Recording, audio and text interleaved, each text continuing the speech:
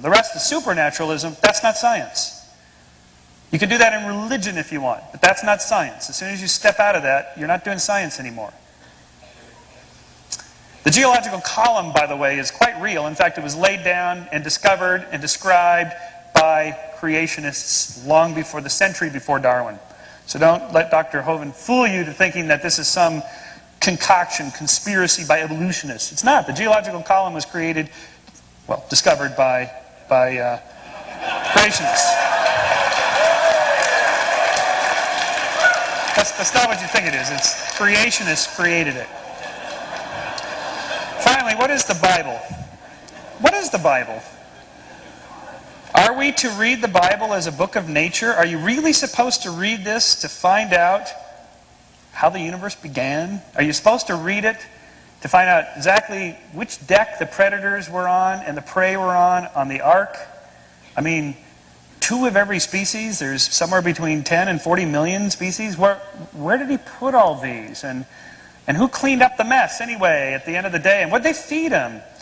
If you're asking those kinds of questions, you're missing the point of the Bible, one of the great books of Western literature. You're missing the point if you're doing all this, what I would call pseudoscience. The point of the Bible, like let's say take the flood myth, for example. By myth I mean a story. It's a destruction redemption. It's a starting over. It's a beginning anew. It's we screwed up. We're gonna start over. All the stories in the Bible are moral homilies and tales that tell things. Surely you don't want to take Deuteronomy and its admonitions to kill disobedient children. Surely you don't want to take that literally. Please tell me you don't take that literally. Or that adulterous women should be killed. Please tell me you don't take that literally. And if you don't, then you don't take the Bible literally. Al, thank you.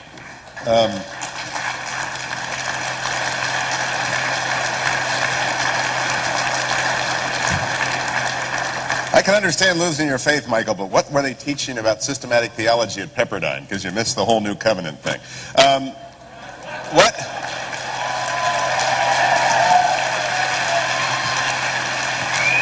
I have a question now.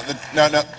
Moderator gets to break in here. What we're going to do is I'm going to give a question to each member of the panel. We're going to take a break. We're going to come back and allow you to recalibrate. But I didn't come all the way across from California not to ask questions. Michael, what did you say were the percentage of scientists who are believers in God? Did you say 70%? 40%. 40? 40. Okay. Yeah. I just didn't hear that, and I want to know that. Dr. Hovind, my question for you. What did Jesus say about this subject in the Gospels? Jesus said in Matthew 19:4 and in Mark 10:6 that the creation of Adam was the beginning. I believe that is literally true and scientifically accurate. And the implication for this conversation? These 2 guys are wrong. I'm right.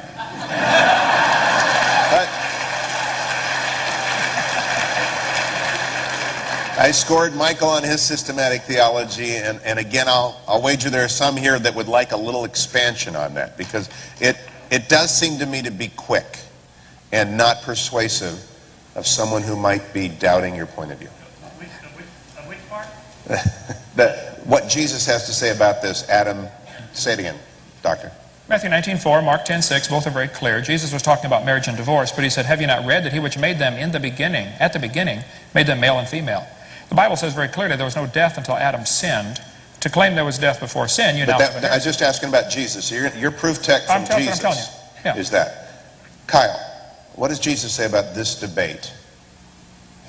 I'd have to... Hello? Testing. I'd have to be honest to say that I never really considered that passage in the context, and I'm really big on putting passages in the context. So rather than just drawing it out, I would have to say that I see the creation of man as the finish of the 6th creation. Just the lawyer and me just saying, just a question. Jesus is quiet on this subject? Jesus, the creation epic was completed with the... Time out. Just quiet on... He didn't say when it was... He had a text. Are there any? I'm not trying to trick you. I'm just wondering.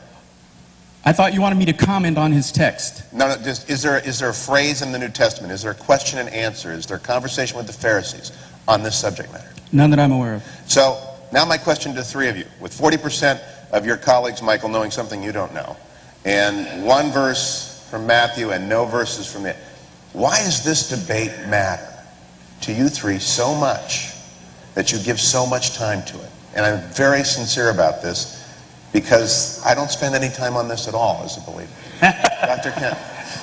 Okay. Well, you should see what Jesus said about lawyers. Yeah, I did.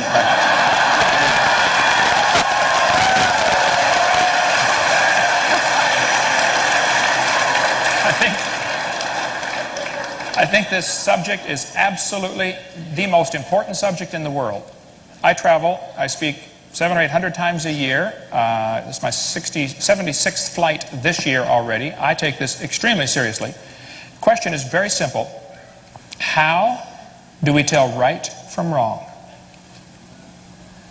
But we could get into a discussion of all kinds of moral issues. You know, is adultery right or wrong? Is abortion right or wrong? Is murder right or wrong? It doesn't matter what subject you discuss. Before you start a discussion on a moral issue, you first have to decide how you decide. Do we decide right and wrong based upon majority opinion? Do we decide right and wrong based upon what Congress thinks? Do we decide right and wrong based upon what Saddam Hussein thinks? How do we decide right from wrong? The issue to me is this creation versus evolution issue is absolutely central to all of humanity. Because if there's a God, then He tells us what's right and wrong. If there is no God, there is no possible way to tell right from wrong.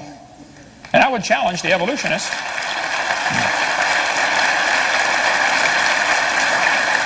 So, I've asked this question to hundreds of evolutionists, and I'll ask it again tonight. If evolution is true, how do we tell right from wrong? Very simple. Well, in case, hello, you with me? Okay. In case I haven't mentioned yet, I do not believe in evolution. I'm just a person who believes that God's creation timeline took longer than 6 literal days. This issue is important to me because there are people like Michael Shermer. There's a world out there who are struggling. Yeah, I don't want to typify you. I don't doubt that I don't want to typify him as a struggling person, but I just want to say that there are people out there who are looking for an answer.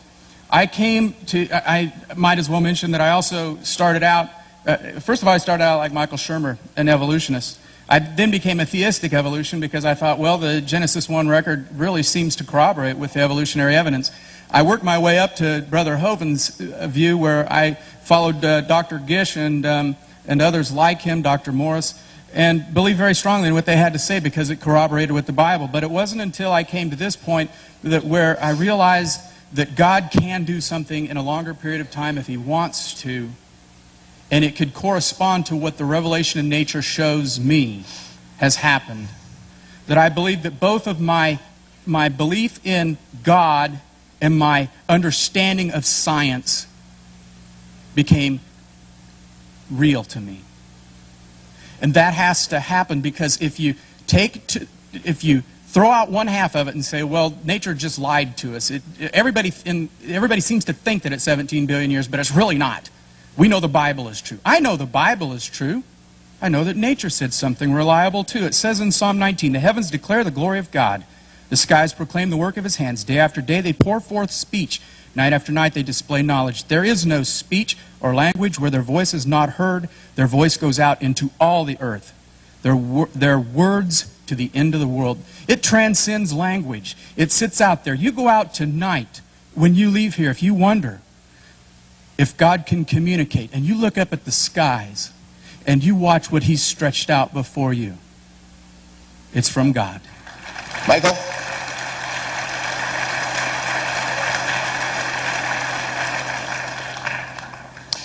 Well, I'm interested in the subject because what's not to be interested in? You'd have to be made of wood not to be interested in the question of where we came from. So in my books and here and so forth, it's an intellectual journey. I think the journey itself, the process of thinking for yourself and thinking it through and listening to all the different theories and opinions and so on, that's where the action is trying to figure it out yourself. And